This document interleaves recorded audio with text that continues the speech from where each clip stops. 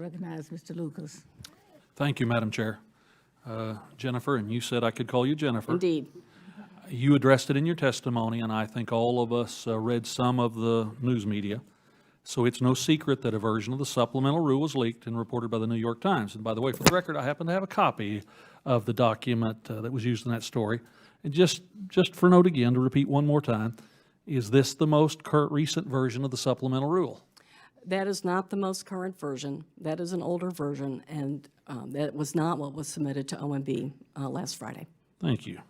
Now I ask, because as I said in my opening statement, it seems like this hearing is premature and that it would be more productive if we waited for the supplemental rule to be published, not leaked, and then provide our comments and direction on the most current proposal. Can you confirm that the supplemental rule is still in the drafting process? So that the supplemental rule was submitted to OMB, and it's now part of the interagency review process. We will see what comments come back from that review. We'll work to finalize the supplemental rule and then issue it for public comment early next year. Do you agree that a productive hearing would result from conversations based on a published rule, not a leaked version? So we are happy to be here today to answer questions that you may have. What input we receive today, we will add into all the other comments that we have for consideration.